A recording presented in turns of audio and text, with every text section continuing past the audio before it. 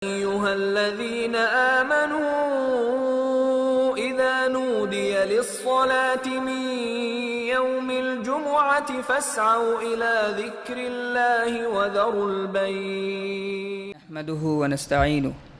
أعوذ بالله من شرور أنفسنا وسيئات أعمالنا. من يهده الله فلا مضل له ومن يضلل فلا هادي له. وأشهد أن لا إله إلا الله وحده لا شريك له وأشهد أن محمدًا عبده ورسوله. يا أيها الذين آمنوا اتقوا الله حق تقاته ولا تموتن إلا وأنتم مسلمون. يا أيها الناس اتقوا ربكم الذي خلقكم من نفس واحدة وخلق منها زوجها وبث منهما رجالا كثيرا ونساء. واتقوا الله الذي تساءلون به والأرحام إن الله كان عليكم رقيبا. يا أيها الذين آمنوا اتقوا الله وقولوا قولا سديدا يصلح لكم أعمالكم ويغفر لكم ذنوبكم ومن يطع الله ورسوله فقد فاز فوزا عظيما. أما بعد فإن خير الحديث كتاب الله وخير الهدي هدي محمد صلى الله عليه وسلم وشر الأمور محدثاتها وكل محدثة بدعة وكل بدعة ضلالة وكل ضلالة في النار. أعوذ بالله من الشيطان الرجيم. بسم الله الرحمن الرحيم. ولقد خلقنا الإنسان ونعلم ما توسوس به نفسه ونحن أقرب إليه من حبل الوريد إذ يتلقى المتلقيان عن اليمين وعن الشمال قعيد ما يلفظ من قول إلا لديه رقيب عتيد. وجاءت سكرة الموت بالحق ذلك ما كنت منه تحيد. ونفخ في الصور ذلك يوم الوعيد. وجاءت كل نفس معها سائق وشهيد. لقد كنت في غفلة من هذا فكشفنا عنك غطاءك فبصرك اليوم حديد. وقال قرينه هذا ما لدي عتيد. ألقيا في جهنم كل كفار عنيد مناع للخير معتد مريب الذي جعل مع الله إلها آخر فألقياه في العذاب الشديد. قال قرينه ربنا ما أطغيته ولكن كان في ضلال بعيد. قال لا تختصموا لدي وقد قدمت إليكم بالوعيد. ما يبدل القول لدي وما أنا بظلام للعبيد. قال الله تبارك وتعالى في موضع آخر أولئك الذين هدى الله فبهداه مقتده. وقال النبي صلى الله عليه وسلم من سب أصحابي فعليه لعنة الله والملائكة والناس اجمعین. محترم حاضرین، خطبے کا جو عنوان مجھے دیا گیا ہے وہ ایک جلیل القدر صحابی رسول حضرت معاویہ رضی اللہ تعالی عنہ کے فضائل اور ان کے مناقب سے ہے۔ خطبے کا جو موضوع ہے یہ موضوع واقعی اپنے آپ میں بہت وسیع ہے، بہت سارے گوشے، بہت ساری باتیں حضرت معاویہ رضی اللہ تعالیٰ عنہ کے حوالے سے کہی جاتی ہیں اور اس پر بات ہو سکتی ہے، لیکن چونکہ وقت مختصر ہے اس لیے میں کچھ بنیادی باتیں صحابہ کرام کے تعلق سے خصوصاً حضرت معاویہ رضی اللہ تعالی عنہ کے فضائل اور ان کے مناقب سے متعلق آپ کے سامنے اور سلف کا کیا موقف رہا ہے وہ میں آپ کے سامنے رکھنے کی کوشش کروں گا۔ محترم سامعین کرام، صحابہ کرام یہ عقیدے کا مسئلہ ہے، یہ آپ جان لیجئے۔ جس طریقے سے ہم اور آپ ایمانیات کے باب میں، عقائد کے باب میں کسی کی کہی سنی باتوں پر کان نہیں دھرتے ہیں، ہم یہ دیکھتے ہیں کہ اس سلسلے میں اللہ رب العالمین کا فرمان کیا کہتا ہے اور محمد رسول اللہ صلی اللہ علیہ وسلم کا فرمان کیا کرتا ہے۔ یعنی عقیدے کا جو بنیادی سورس ہے، جو مصدر ہے، وہ اللہ رب العالمین کی کتاب ہے اور نبی اکرم صلی اللہ علیہ وسلم کا فرمان ہے، یعنی قرآن اور سنت یہ عقیدے کے ریسورس ہیں۔ تو میں نے پہلے ہی کہا کہ جو صحابہ کرام ہیں یہ عقیدے کا مسئلہ ہے، یہ تاریخی شخصیات نہیں ہیں، یہ ایسی ویسی شخصیات نہیں ہیں جن کے متعلق کوئی بھی شخص کچھ بھی آئے اور کہیں سے بھی کھڑا ہو جائے گفتگو کر کے چلا جائے۔ صحابہ کرام رضی اللہ تعالی عنہم کو اللہ رب العالمین نے ہمارے اور آپ کے لیے ایمان کا معیار قرار دیا ہے۔ میں نے خطبہ مسنونہ کے بعد جو قرآن کریم کی آیت پڑھی ہے، اس آیت کے اندر اللہ رب العالمین نے کہا اولئک الذین ھدی اللہ فبہداہ مقتدی، یہی وہ لوگ ہیں اولئک الذین ھدی اللہ، جن کو اللہ رب العالمین نے ہدایت دی ہے، فبہداہ مقتدی، اللہ رب العالمین نے پھر ہمیں اور آپ کو حکم دیا کہ انہی کے طریقے پر چلو۔ دوسری جگہ پر اللہ رب العالمین نے کہا فَإِنْ آمَنُوا بِمِثْلِ مَا آمَنْتُمْ بِهِ فَقَدِ اهْتَدَوْا، اگر آپ کا ایمان وہ والا ایمان ہے جو صحابہ کرام رضی اللہ تعالی عنہم کا ہے تب تو آپ ہدایت پر ہیں۔ اگر آپ کا ایمان صحابہ کرام رضی اللہ تعالی عنہم والا نہیں ہے، ان کے طریقے پر نہیں ہے، پھر آپ ہدایت یافتہ نہیں ہیں۔ تو اللہ رب العالمین نے ایمان میں، عمل میں صحابہ کرام رضی اللہ تعالی عنہم کو معیار قرار دیا ہے، اور اسی سے اہل السنہ والجماعہ کے یہاں ایک مقولہ، ایک جملہ مشہور ہے، الصحابۃ کلہم عدول، یہ صحابہ جتنے کے جتنے ہیں یہ سارے کے سارے صحابہ عادل ہیں، اپنے باتوں میں، اپنے اعمال میں صادق ہیں، سچے ہیں، ان کے ہاں انحراف اور کجی نہیں دیکھیں گے، ان کے ہاں اخلاص ہوگا۔ اسی لیے اللہ رب العالمین نے تمام مسلمانوں کے لیے ان کو معیار بنا دیا ہے۔ یہ ایمان کے اعتبار سے ہمارے لیے معیار ہے، عقیدے کے اعتبار سے ہمارے لیے معیار ہے، عمل کے اعتبار سے ہمارے لیے معیار ہے، کتاب و سنت کے ساتھ ہمارا تمسک اور ہمارا تعلق اس قدر ہونا چاہیے، اس کے لیے معیار ہیں۔ تو صحابہ کرام یہ کوئی معمولی شخصیات نہیں ہے، اسی لیے میں نے کہا یہ عقیدے کا مسئلہ ہے، یہ عقیدے کا مسئلہ ہے۔ جس طریقے سے ہم نے دین کو کتاب و سنت سے دیا ہے، اسی طریقے سے صحابہ کرام کے حوالے سے ہمارا موقف کیا ہونا چاہیے ہمیں یہ جاننا ہے، تو کتاب و سنت کی طرف رجوع کرنا پڑے گا۔ اگر ہم کتاب و سنت کی طرف رجوع نہیں کریں گے تو ہم ایسے ہی جو ہے گمراہ ہوتے چلے جائیں گے، بھٹکتے چلے جائیں گے، اور صحابہ کے حوالے سے ہمارا اور آپ کا موقف جو ہونا چاہیے، جو عقیدہ ہونا چاہیے، جو اوپینین ہونی چاہیے، وہ کمزور ہوتا جائے گا۔ تو یہ بنیادی نقطہ آپ یاد رکھیں، صحابہ یہ سارے کے سارے عادل ہیں، سارے کے سارے سچے ہیں، سب مجموعی طور پر یہ سارے جنتی ہیں، مجموعی طور پر ان سب کے اللہ رب العالمین نے گناہوں کو معاف کر دیا ہے۔ محترم سامعین اکرام، میں اب موضوع پر آتا ہوں جو کہ وقت بہت کم ہے۔ عباسی خلیفہ قائم بامر اللہ اور ابو جعفر ہاشمی، یہ دو بڑے، یعنی عباسی حکومت جو حضرت یعنی اموی خاندان کے بعد جو حکومت شروع ہوئی سن 430 ہجری میں، انہوں نے باقاعدہ ایک کتاب الاعتقاد القادری کے نام سے ایک کتاب شائع کروائی، اور اس کتاب کے اندر انہوں نے وہ سارے عقیدے کی باتوں کو جمع کیا، اور یہ بتانا چاہا کہ جو اس کتاب کے اندر موجود ہے، اور جو اس کتاب کے اندر جو کچھ بھی موجود ہے، اگر کوئی مسلمان اس کا ماننے والا ہے تو وہ صحیح ہے، اور اگر نہیں ماننے والا ہے تو فاسق اور فاجر اور بدعتی ہے۔ اس کتاب کے اندر یہ جو 430 ہجری میں لکھی گئی ہے، اس کے اندر یہ جملہ موجود ہے کہ وَلَا يَقُولُ فِي مَعَاوِيَّ إِلَّا خَيْرًا، کہ حضرت معاویہ رضی اللہ تعالی عنہ کے بارے میں اگر کوئی بد کلامی کہتا ہے تو وہ فاسق اور فاجر اور بدعتی ہے۔ اور پھر کہتے ہیں وَلَا يَدْخُلُ فِي شَيْءٍ شَجَرَ بَيْنَهُمْ وَيَتَرَحَّمُ عَلَى جَمَاعَتِهِمْ، اور کہتے ہیں کہ صحابہ کرام رضی اللہ تعالی عنہم کے درمیان جو اختلافات ہوئے، جو جھگڑے ہوئے، اس کے تعلق سے بھی کوئی اپنی زبان کو جنبش دیتا ہے، حرکت دیتا ہے، تو ایسا شخص بھی فاسق اور فاجر ہو جاتی ہے۔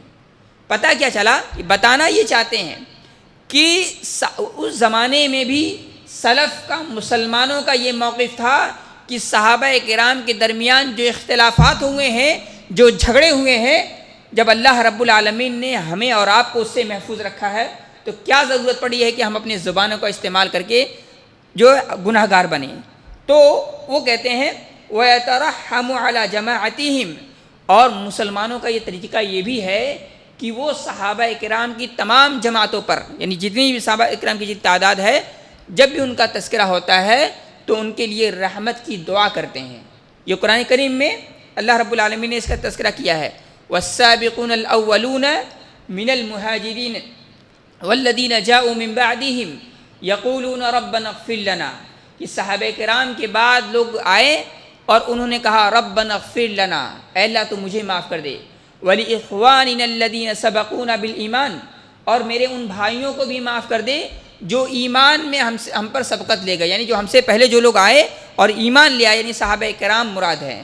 تو یہ قرآنی اسلوب ہے کہ صحابہ کرام کا جب تذکرہ ہو تو خیر کے ساتھ ہو، صحابہ کرام کا جب تذکرہ ہو تو ان کے لیے دعائے رحمت کی جائے، صحابہ کرام کا جب تذکرہ ہو تو ان کو اپنا ایمان اور عمل میں آئیڈیل اور نمونہ تسلیم کیا جائے، صحابہ کرام کا جب تذکرہ ہو تو ان کی باتوں کو سراخوں پر رکھا جائے، صحابہ کرام کا تذکرہ ہو تو جو کچھ بھی باتیں حق ہو اس کو قبول کیا جائے اور جو باطل ہو اس کو دیوار پر مار دیا جائے۔ تو پہلی بات یہ عقیدے کا معاملہ ہے، اس کو یہ دل میں بیٹھا لیں کہ صحابہ سارے کے سارے عادل ہیں، کوئی بھی صحابی ہو، یعنی آخری صحابی جو 110 ہجری میں جن کی وفات ہوتی ہے حضرت ابو طفیل رضی اللہ تعالیٰ عنہ، وہ بھی عادل ہیں، اور جو پہلے صحابی رسول ہیں جو خلیفہ راشد حضرت ابو بکر جو سارے صحابہ میں سب سے بہتر ہیں وہ بھی عادل ہیں۔ تو یہ عقیدے کا مسئلہ ہے، یہ بات ذہن میں بٹھا لیں۔ اسی طریقے سے ابو اسامہ حماد ابن ابو اسامہ سے معاویہ اور عمر ابن عبدالعزیز رحمۃ اللہ علیہ کے متعلق سوال کیا گیا، یعنی ایک بہت بڑے عالم ہیں، ان سے پوچھا گیا کہ آپ حضرت معاویہ رضی اللہ تعالی عنہ اور حضرت عمر ابن عبدالعزیز رحمۃ اللہ علیہ کے متعلق کیا کہتے ہیں؟ انہوں نے کہا اصحاب رسول اللہ صلی اللہ علیہ وسلم لا یقاس بہ احد، کہ صحابہ کرام رضی اللہ تعالی عنہم کو کسی کے برابر قرار نہیں دیا جا سکتا۔ حضرت عمر ابن عبدالعزیز جیسا عادل بادشاہ اور حکمراں ہزاروں کی تعداد میں آ جائے تب بھی وہ حضرت معاویہ رضی اللہ تعالیٰ عنہ کے برابر نہیں ہو سکتا۔ یہ کس کا موقف ہے؟ یہ اس زمانے کے مسلمانوں کا موقف ہے۔ تو ہمارے لیے یعنی آج کے زمانے میں جو حضرت معاویہ پر بد کلامی کی جاتی ہے، الٹی سیدھی باتیں کہی جاتی ہیں، ہماری ذمہ داری یہ بنتی ہے کہ سب سے پہلے ہم دیکھیں کہ اس سلسلے میں سلف کا موقف کیا رہا ہے، سلف نے حضرت معاویہ کے حوالے سے کیا کہا ہے۔ تو یہ جو بہت بڑے اپنے زمانے کے محدث تھے، عالم تھے، اس روایت کو امام الآجری نے اپنی کتاب الشریعہ کے اندر نقل کیا ہے، یہ روایت حسن درجے کی ہے۔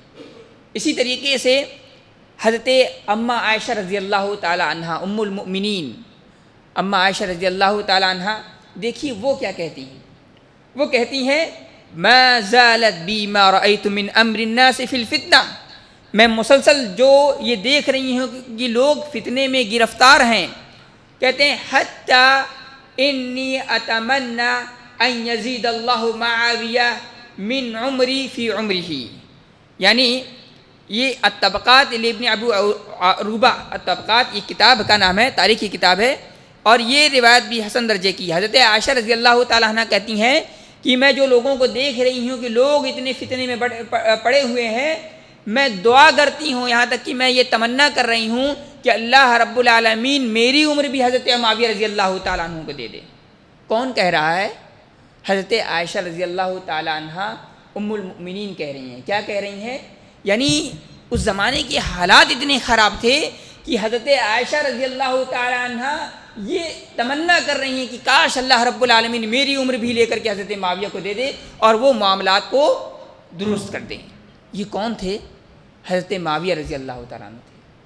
آج یہ چھوٹے چھوٹے لوگ جن کو دین کا معمولی بھی علم نہیں ہے، نمازوں کے بارے میں علم نہیں ہے، عقیدے کے بارے میں علم نہیں ہے، وہ آتے ہیں پوچھتے ہیں اگر آپ اس زمانے میں ہوتے، حضرت معاویہ اور حضرت علی رضی اللہ تعالیٰ عنہما کے درمیان جو جنگ ہوئی تھی، آپ کس کی طرف ہوتے؟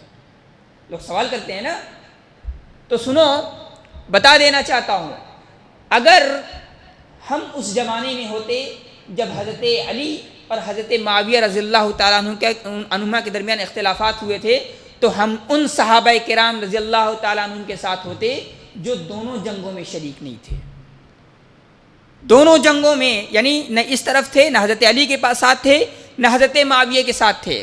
بہت سارے علماء نے، بہت سارے فقہا نے باقاعدہ اس بات کی صراحت کی ہے کہ چند ایک صحابہ کرام تھے جو ان جنگوں میں شریک تھے. جنگ جمل میں شریک تھے اور بعد میں جو جنگ صفین کا ہوا اس میں شریک تھے، بلکہ ایک بہت بڑی صحابہ کرام کی تعداد تھی جو ان جنگوں سے دور تھی.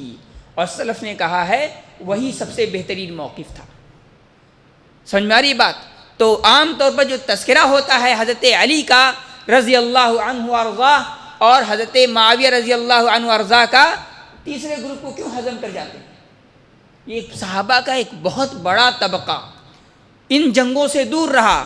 حضرت عبداللہ ابن عباس نہیں تھے، حضرت عبداللہ ابن عمر رضی اللہ تعالی عنہما نہیں تھے، اور بھی بہت سارے صحابہ کرام نہیں تھے.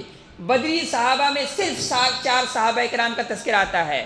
عمار کا تذکرہ آتا ہے رضی اللہ عنہ وارضا، طلحہ کا تذکرہ آتا ہے رضی اللہ عنہ وارضا، حضرت علی رضی اللہ تعالیٰ عنہ کا تذکرہ آتا ہے، حضرت عائشہ رضی اللہ. تو چند ایک صحابہ کرام تھے جو دونوں طرف تھے، ورنہ اکثریت صحابہ کرام کی ان جنگوں سے دور تھی. اور یہی وہ صحابہ کرام تھے جو برحق تھے، جو سب سے زیادہ حق پر تھے. اس کے بعد دوسرے نمبر پر حضرت علی رضی اللہ تعالیٰ عنہ کا موقف آتا ہے.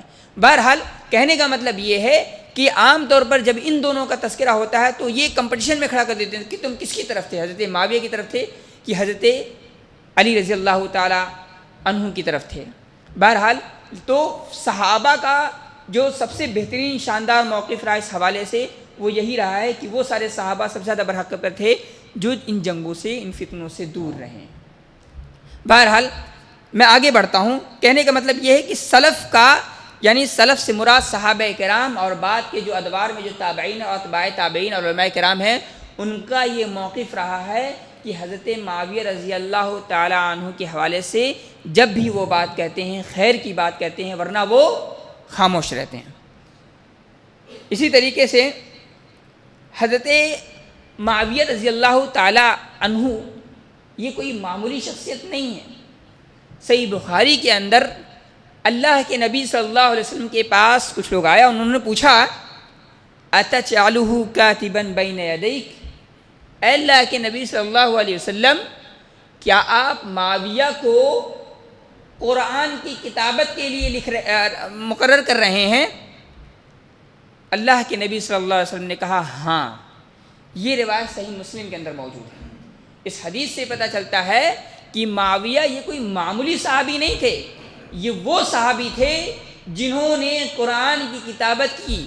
اللہ کے رسول صلی اللہ علیہ وسلم پر وحی کا نزول ہوتا تھا، پھر اسی وحی کو وہ لکھتے تھے. یہ وہ صحابی کریم تھے. آج ان کے امانت داری پر ہم اور آپ یزید رحمہ اللہ کے حوالے سے انگلی اٹھاتے ہیں کہ انہوں نے تو اپنے بیٹے کو خلافت کا مستحق سمجھا، ان کو خلافت دے دی، لیکن لوگ اس وقت کے حالات سے واقف نہیں ہے. بہرحال یہ موضوع میں کہہ رہا ہوں بہت زیادہ وسیع ہے، میں صرف چند ایک باتیں آپ کے سامنے رکھنے کی کوشش کروں گا. تو حضرت معاویہ پہلی بات تو کاتب وحی تھے، وحی کو لکھنے والے تھے، جیسا کہ صحیح مسلم کے اندر موجود ہے. اسی طریقے سے بخاری کی روایت کے اندر روایت میں کہتے ہیں، اللہ کے نبی صلی اللہ علیہ وسلم فرماتے ہیں اول جیش من امتی یغزون البحر قد اوجبوا. اللہ کے نبی صلی اللہ علیہ وسلم فرماتے ہیں کہ میری امت کا سب سے پہلا لشکر جو بحری راستے سے سمندری راستے سے جہاد کا فریضہ انجام دے گا، قد اوجبوا، ان لوگوں نے اپنے اوپر جنت کو واجب قرار دیا ہے. اس حدیث کی تشریح میں حضرت ابن حجر رحمۃ اللہ علیہ جو صحیح بخاری کے شارح ہیں وہ کہتے ہیں فعلوا فعلا وجبت لهم به الجنہ، کہ انہوں نے ایسا کام کیا تھا کہ اس کام کی وجہ سے اللہ رب العالمین نے جنت کو ان پر واجب قرار دے دیا تھا. اور علماء نے تصریح کی ہے، ابن حجر نے، ابن کثیر نے، ابن حیثمی نے اور ابن تیمیہ نے، بہت سارے علماء نے تصریح کی ہے کہ اس جنگ کے جو امیر تھے، جو کمانڈر تھے، جو شریک کار تھے، ان میں خواص لوگوں میں حضرت معاویہ رضی اللہ تعالیٰ عنہ بھی شریک تھے. تو حضرت معاویہ رضی اللہ تعالیٰ عنہ یہ وہ فرد ہیں جن کو اللہ کے نبی صلی اللہ علیہ وسلم نے اپنی زبان مبارک سے جنت کی بشارت دی ہے۔ آج بتائیے ہمارے اور آپ کے اعمال کا ٹھکانہ نہیں ہے، اور ہم اور آپ آج کے زمانے میں بیٹھ کر کے یہ فیصلہ کرنے بیٹھے ہیں کہ حضرت معاویہ صحیح تھے کہ حضرت علی صحیح تھے۔ نعوذ باللہ من ذالک۔ اللہ رب العالمین کی پناہ ایسے لوگوں سے اور ایسی باتوں سے۔ تو محترم سامعین کرام، تو یہ حضرت معاویہ رضی اللہ تعالیٰ عنہ کی دوسری فضیلت ہے کہ اللہ کے نبی صلی اللہ علیہ وسلم نے ان کے حق میں جنت کی بشارت دی ہے۔ اسی طریقے سے یہ وہ صحابی ہیں جن کو اللہ کے نبی صلی اللہ علیہ وسلم نے جن کے لیے دعا کی ہے۔ دعا کیا کی ہے؟ بڑی بہترین دعا ہے۔ یہ دعا مسند احمد کے اندر یہ روایت موجود ہے، اور حسن سند کے ساتھ یہ روایت موجود ہے۔ کہتے ہیں اللہم اجعلہ ہادیہ، اے اللہ تو معاویہ کو ہدایت دینے والا بنا دے، تو معاویہ کو وہ شخص بنا دے کہ لوگ اس کو دیکھ کر کے ہدایت پالیں۔ اور پھر کہتے ہیں مہدین، اور خود وہ ہدایت یافتہ ہو جائے، اس کو ہدایت یافتہ بنا دے۔ وہدی بہی، اور کہتے ہیں اے اللہ تو اس کو ہدایت دے اور اس کے ذریعے سے لوگوں کو ہدایت دے۔ اور پھر کہا ولا تعذبہ، اور اے اللہ تو معاویہ کو عذاب مت دینا۔ یہ کون دعا کر رہا ہے؟ اللہ کے نبی صلی اللہ علیہ وسلم حضرت معاویہ رضی اللہ تعالیٰ عنہ کے متعلق یہ بات کر رہے ہیں۔ آج اہل السنہ والجماعہ اور صحابہ کرام کو ماننے والوں کی ایک بڑی تعداد ہے جن کو اللہ رب العالمین نے حضرت معاویہ رضی اللہ تعالیٰ عنہ کی شخصیت کے ذریعے سے آزمایا ہے، ان کے ایمان کو آزمایا ہے، ان کے عقیدے کو آزمایا ہے، ان کے عمل کو آزمایا ہے۔ یہی وہ معاویہ ہیں جن کے ذریعے سے اللہ رب العالمین آج کے زمانے میں تفریق کرتا ہے کون حق پر ہے اور کون باطل پر ہے۔ تو یہ وہ صحابہ ہیں، اس کے ذریعے سے آج دیکھیں جو اہل السنہ ہوتے ہیں، جن کا عقیدہ صحیح ہوتا ہے، جن کا منہج صحیح ہوتا ہے، جب حضرت معاویہ رضی اللہ تعالیٰ عنہ کا تذکرہ ان کے سامنے آتا ہے تو ان کے بارے میں وہ بھلی بات کہتے ہیں اور بری باتوں سے اپنے آپ کو بچا لیتے ہیں۔ اور جو جری ہوتے ہیں، جو فاسق و فاجر ہوتے ہیں، جن کو صحابہ کی عظمت کا کچھ عطا پتہ نہیں ہوتا ہے، دین کے اساسیات کا علم نہیں ہوتا ہے، وہ ان کے متعلق کلام کرنے بیٹھ جاتا ہے۔ اور اللہ کے نبی صلی اللہ علیہ وسلم نے جو دعا کی ہے بڑی بہترین دعا ہے، ان کے ذریعے سے اللہ رب العالمین لوگوں کو ہدایت دیتا ہے۔ تو یہ ہمارے ہادی اور رہنما ہوئے، اور ہم کیا کوئی مسلمان اپنے ہادی اور رہنما کو برا بھلا کہہ سکتا ہے؟ یہ حضرت معاویہ رضی اللہ تعالی عنہ کا مقام ہے۔ اسی طریقے سے اللہ کے نبی صلی اللہ علیہ وسلم نے ایک دوسرے موقع پر دعا کی تھی اللہم علمہ الکتاب والحساب وقہ العذاب، اے اللہ تو معاویہ کو قرآن کریم کا علم عطا فرما۔ کون کہہ رہا ہے؟ اللہ کے نبی سے فرما رہے ہیں اے اللہ تو معاویہ کو قرآن کریم کا علم عطا فرما، اور کہتے ہیں والحساب، اور حساب و کتاب کا علم عطا فرما۔ پھر کہہ رہے ہیں وقہ العذاب، اور اے اللہ تو معاویہ کو جہنم کے عذاب سے بچا لے۔ کون دعا کر رہا ہے؟ یہ ہمارے آخری نبی جناب محمد الرسول اللہ صلی اللہ علیہ وسلم دعا کر رہے ہیں۔ ارے تف ہے ایسے مسلمانوں پر جو آج جن کو اللہ کے نبی نے دعا دی ہے، آج ہم اور ان کو گالیاں دے رہے ہیں۔ تو ایسے لوگوں کو اپنی ایمان اور عقیدے کی خبر لینی چاہیے۔ محترم سامعین کرام، وقت بہت کم ہے، میں چند ایک روایتیں آپ کے سامنے رکھوں گا۔ بخاری کی ایک روایت ہے، کہتے ہیں قیل لابن عباس هل لك فی امیر المؤمنین معاویہ، حضرت عبداللہ ابن عباس رضی اللہ تعالی عنہما کون ہے؟ یہ حبر الامہ ہے، امت کے اندر علم کا سمندر ہیں، قرآن کریم کا سب سے زیادہ علم رکھنے والا صحابہ کرام کے درمیان کوئی کو تھا تو وہ کون تھا؟ حضرت عبداللہ ابن عباس رضی اللہ تعالی عنہما تھے۔ ان سے کہا گیا کہ هل لك فی امیر المؤمنین معاویہ، آپ کی امیر المؤمنین حضرت معاویہ رضی اللہ تعالی عنہ کے متعلق آپ کی کیا رائے ہے؟ تو وہ کہتے ہیں فَإِنَّهُ مَا أَوْتَرَ إِلَّا بِوَاحِدَةٍ، انہوں نے کہا جس نے سوال کیا تھا اس نے کہا کہ وہ ہمیشہ ایک ہی رکعت وتر پڑھتے ہیں، 3 نہیں پڑھتے ہیں، 5 نہیں پڑھتے، 7 نہیں پڑھتے ہیں، ہمیشہ جب بھی پڑھتے ہیں ایک ہی رکعت پڑھتے ہیں۔ جانتے ہیں حضرت عبداللہ ابن عباس کا کیا جواب تھا؟ وہ کہتے ہیں اصاب انہ فقیہ، بہت بڑی بات کہی، کہا کہ وہ انہوں نے جو کام کیا ہے، جو ایک رکعت وتر پڑھ رہے ہیں، یہ بالکل برحق ہے، انہوں نے حق کو پا لیا ہے، اور جان لو انہ فقیہ، وہ کون ہے؟ وہ امت کے بہت بڑے فقیہ ہیں، دین کے بہت بڑے جانکار ہیں، دین کے بہت بڑے سمجھدار ہیں۔ یہ کون گواہی دے رہا ہے؟ امت کا ایک بڑا عالم، اور جس کو کم عمری کے باوجود حضرت عمر رضی اللہ تعالی عنہ جیسے جلیل القدر صحابی اپنے مجلس میں بٹھایا کرتے تھے، تو وہ گواہی دے رہے ہیں کہ یہ حضرت معاویہ یہ کون ہے؟ یہ فقیہ ہیں۔ حضرت معاویہ کون ہے؟ یہ قرآن کریم کے عالم ہیں، یہ قرآن کریم کو لکھنے والے ہیں، ان کو حساب کتاب سیاست کا علم ہے۔ یہ ساری باتیں کون کہہ رہا ہے؟ یا پھر یہ اللہ کے رسول کہہ رہے ہیں، یا پھر ان کے اصحاب کی زبانی موجود ہے، یا پھر ان کے بعد جو صحابہ کرام اتباع تابعین ہیں ان کی زبانی یہ ساری چیزیں موجود ہیں۔ اسی طریقے سے حضرت سعد بن ابی وقاص رضی اللہ تعالیٰ عنہ کہتے ہیں ما رأيت احدا بعد عثمان اقضى بحق من صاحب هذا الباب۔ تاریخ دمشق کے اندر یہ روایت موجود ہے، اور یہ ابن عساکر کی کتاب ہے، حسن درجے کی روایت ہے، یہ روایت بالکل صحیح ہے۔ کہتے ہیں کہ میں نے حضرت عثمان، سعد ابن ابی وقاص کون ہے؟ سعد ابن ابی وقاص یہ ان 10 صحابہ کرام میں سے ہیں جن کو اللہ کے نبی صلی اللہ علیہ وسلم نے جنت کی بشارت دی ہے۔ وہ کہتے ہیں میں نے حضرت عثمان رضی اللہ تعالی عنہ کے بعد حق سب سے زیادہ حق کے متعلق فیصلہ دینے والا معاویہ اور کسی کو نہیں پایا، یعنی حضرت عثمان کے بعد سب سے زیادہ اگر میں نے کسی کو حق کے مطابق فیصلہ کرنے والا پایا ہے تو وہ کون ہے؟ حضرت معاویہ رضی اللہ تعالیٰ عنہ ہے۔ یہ کون کہہ رہا ہے؟ یہ صحابی رسول حضرت سعد بن ابی وقاص رضی اللہ تعالیٰ عنہ کہہ رہے ہیں۔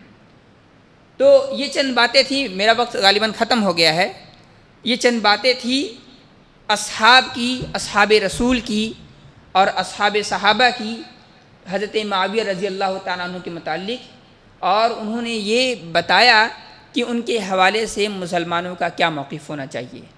اللہ رب العالمین سے دعا ہے رب العالمین ہم تمام مسلمانوں کو خیر کی بات کہنے، خیر کی بات سننے اور خیر پر عمل کرنے کی توفیق عطا فرمائے۔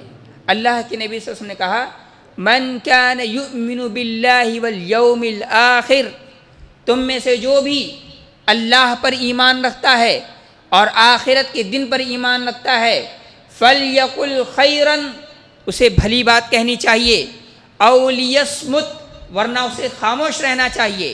تو اگر آپ کی زبان اتنی گندی ہو گئی ہے کہ آپ صحابہ کرام کے متعلق بھلی بات نہیں کہہ سکتے، کم سے کم اپنی اندر اتنی غیرت تو پیدا کر دو کہ اپنی زبانوں کو خاموش رکھو، اپنی کانوں کو بند کر لو، تاکہ کل قیامت کے دن جب تمہارا مواخذہ ہو تو تمہیں گستاخان صحابہ میں شمار نہ کیا جائے۔ اللہ رب العالمین سے دعا ہے رب العالمین ہم تمام مسلمانوں کو صحابہ کرام کی تعظیم و تکریم کرنے کی توفیق عطا فرمائے۔ اللہ رب العالمین سے دعا ہے رب العالمین ہم تمام مسلمانوں کو صحابہ کرام سے دین کو سمجھنے، دین کو سیکھنے، دین پر عمل کرنے، دین کی دعوت دینے کی توفیق عطا فرمائے۔ رب العالمین سے دعا ہے رب العالمین ہم تمام مسلمانوں کو ایمان اور عقیدے اور ہر معاملات میں صحابہ کرام کی نقش قدم پر چلائے۔ آمین وآخر دعوانا ان الحمد للہ رب العالمین۔